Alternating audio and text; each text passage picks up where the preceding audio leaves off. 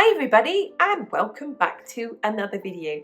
If you're new here, you're really welcome. Nice to meet you. I'm Jane and my husband Mike is behind the camera. We're British, early retirees, debt and mortgage free and living a thrifty, frugal and money saving life on a super tight budget here in Brittany in northwest France. And every Wednesday we open our home and invite you in for a mid-week money chat. Let's have a look at this week's chat topic.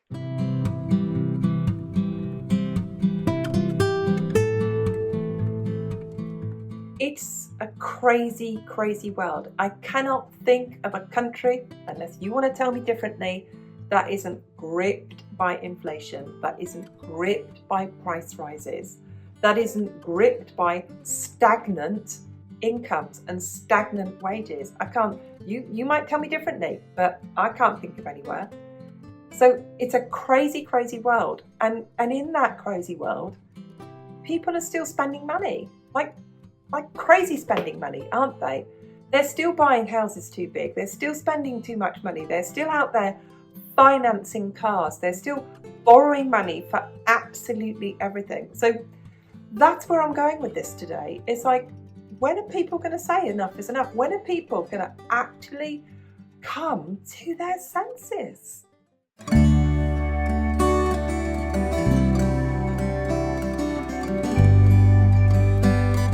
Let's talk about the crazy world of normal. It's really normal for people to have houses bigger than they need to live in. It's really normal for people to have cars bigger than they need. It's really normal for people to borrow money for absolutely everything. There are people out there borrowing money and putting Botox on their credit cards. There are people out there putting holidays on credit cards. There are people out there right now furnishing their entire house on borrowed money. There are people out there with perfectly good kitchens ripping them out and putting another kitchen in on borrowed money. Now, lots and lots of people have cycles of debt, don't they?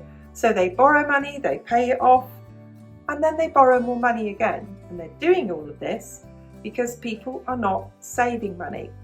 And I'm not making this up. You can go to statistics from just about any country that you can think of, and there are people, more of them are borrowing money than there are saving money. And then let's go into the crazy part of waste.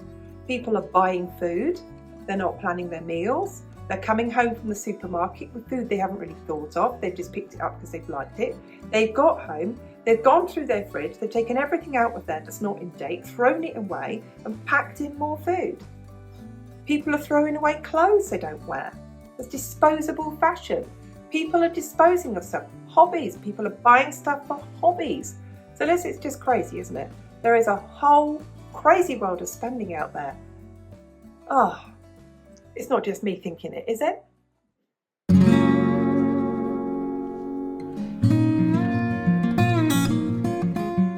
Many people, many of us included, way back in the past, did crazy things when it comes to borrowing. So we maxed out our borrowings, and then guess what we did?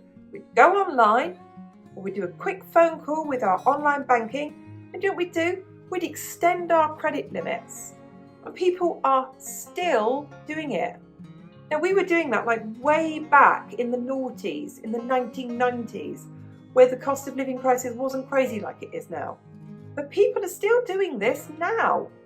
They are still buying more now. So they go and get a car, and all they see is the amount of money that they're going to pay per month.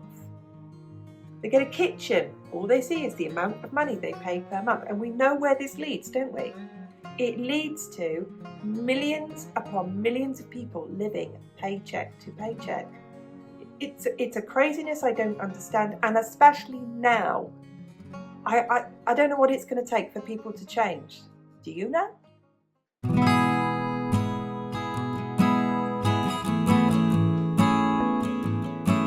Every year I get older, the marketing people, the people out there pushing consumerism, I've got more and more ways of convincing people that so many of the things I'm about to share with you are vital.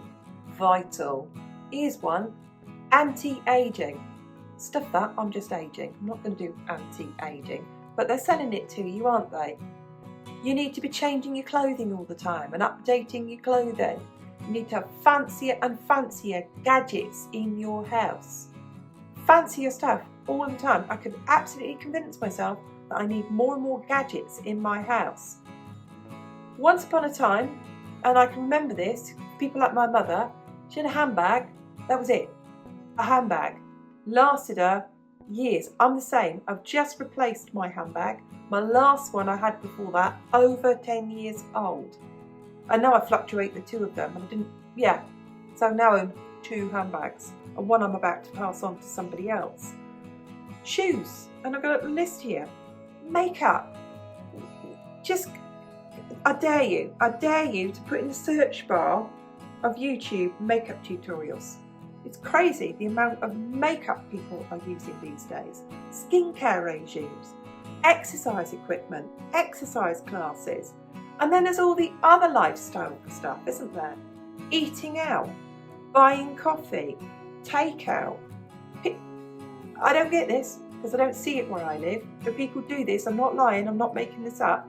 People leave their house where there's food and where there's coffee. They get in a car that they're still paying for each month, drive it to somewhere, get in a queue, wait, speak to somebody at a doorway, and somebody in there makes some coffee, in this 45-gallon oil drum sized thing that they're slurping on all day in their sippy cup. It's madness. It's madness. And yet, in all the time when they're doing this, the cost of living crisis rumbles on and on and on. And I just keep asking myself, when is it going to stop? When is this need to spend money on lifestyle ever going to stop?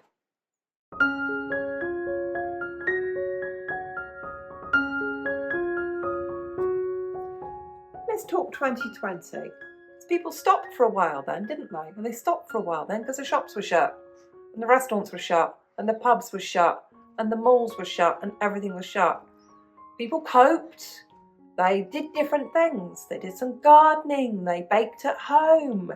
They experimented making all their different coffees at home.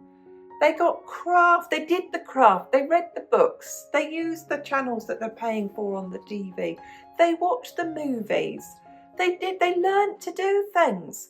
They were turning on YouTube and singing along with pop stars, weren't they?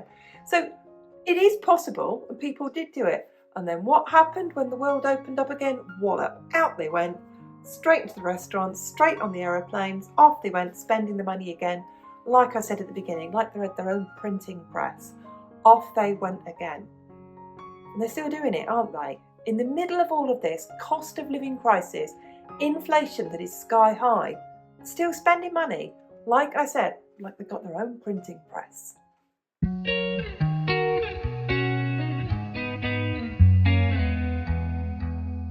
So what is it going to take? What is it going to take? So we've lived through the 1980s, we've lived through boom and bust recessions, we've lived through the 90s again, boom and bust, we've lived through the banking crisis of 2007, we had people's houses being foreclosed, people literally walking back into the building society and the banks, giving them the keys to their house, saying I can't pay for it, taking the car back to the dealerships, giving them the car key, saying I can't pay for it. Is it going to take that again? Because we're close to it. We've got interest rates rising all the time. We've got rents going through the roof. We've got wage stagnation.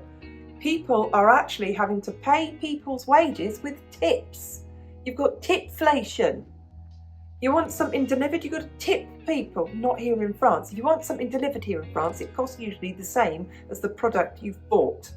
So they pass on the cost, and you're then very wary of buying something and getting it delivered. Car fuel prices has increased. Everything's gone up. DIY materials and building materials have doubled in price from 2 years ago.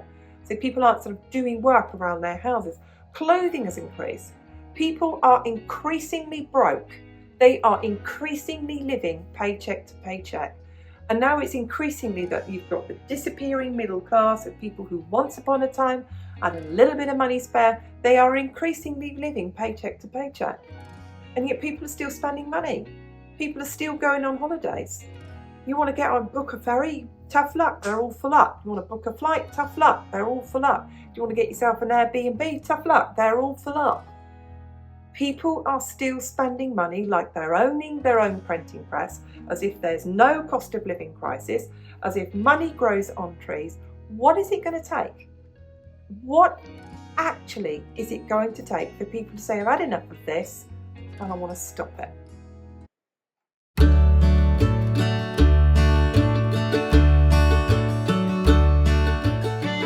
I put this in here. I am not here to say, I told you so. I am not here to say, you've done something silly. I am not here to say, well, you should have thought about that, because it's unnecessary, it's unhelpful, and it doesn't improve people's circumstances, and we've been there. So I'm not saying that. I am not saying that. But I am going to say this. Are you sick and tired of having no money? Are you sick and tired of being in debt? Are you absolutely sick and tired of living paycheck to paycheck? Are you sick and tired of keeping up with your peer group who constantly say, go on, it's only 20 quid for a meal out?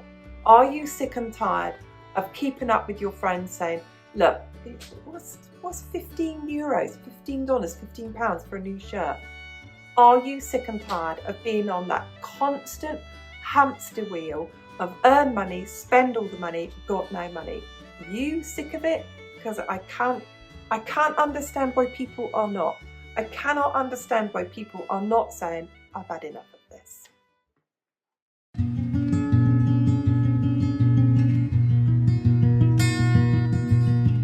So what is enough? How do you know you've had enough? You'll know you've had enough if you can answer these questions one way or another.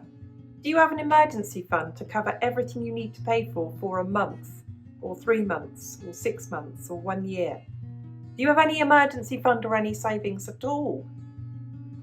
Are you constantly reliant on credit cards? Do you buy something, pay it off, and then you need to go and buy something again? Do you have regular savings for the things that are going to come up? If you had a dentist bill, if you live in the UK and you can't rely on the NHS to fix your teeth because there are no NHS dentists, do you have the money put aside to pay for dental care if you need it? Do you have that? Do you have the money put aside for a new pair of glasses? Do you have the money put aside if you've got children at home for their school uniform in less than a month's time? Do you have money put aside for Christmas that's going to come up? Do you have the savings put aside to put new tyres on your car, or to pay for the car service, or to buy a new car? Because that's when you can answer, I've had enough. Because you're constantly turning to debt just for those things.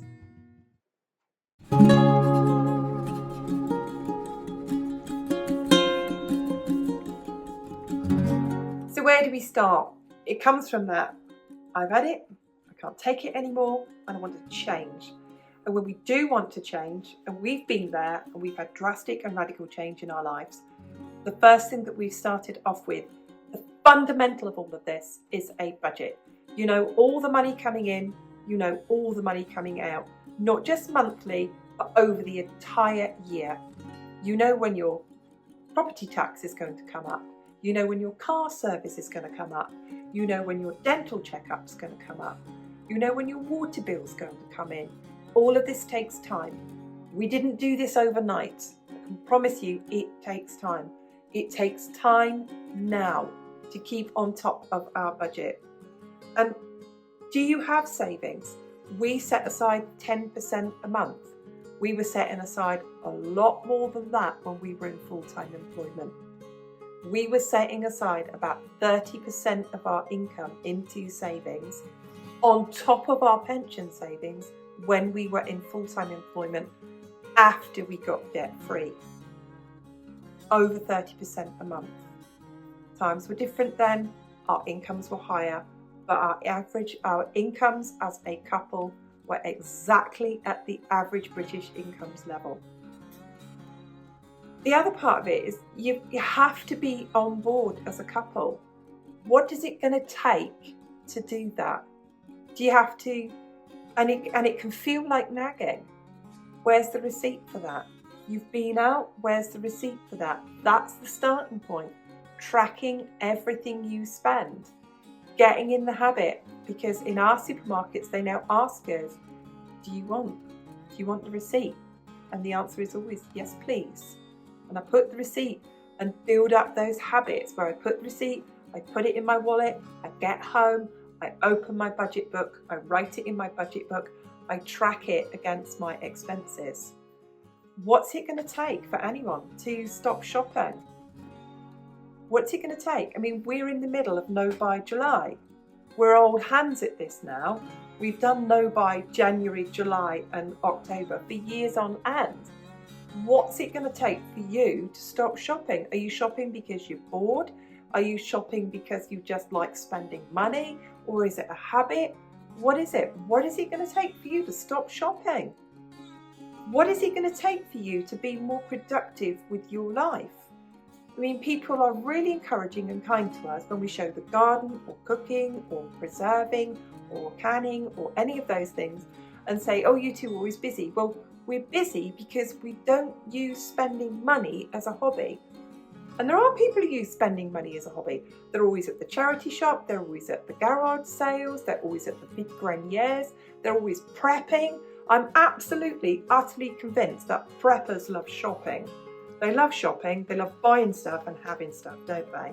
So are you in the right social group? Are you with people who will, because your genuine friends will support your not shopping. Your genuine friends will support your not eating out. Your genuine friends will say, yeah, I'll come round to your house for coffee. You come round to my house for coffee too.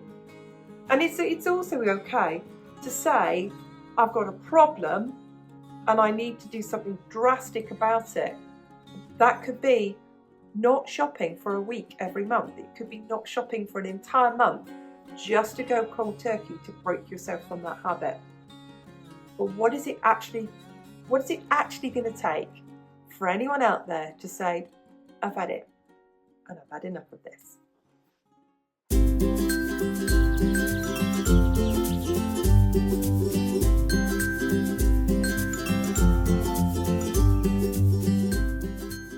I like to be reflective, and I want to share with you that living on a budget, sitting down writing a budget each month, meal planning, checking our fridges and our freezers, doing stock checks of what we've got, putting in plans of our spending for this year, next year, the year after that, saving for it, putting money aside, all of those things are not easy, and it takes constant work, and it's not perfect, and it's something that we work on and we grow as frugal people all the time.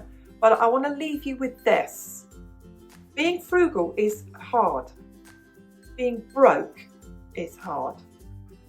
Choose your hard. Choose your hard. Thank you to everybody who's watched the video today. Thank you massively to everyone who hits the like button.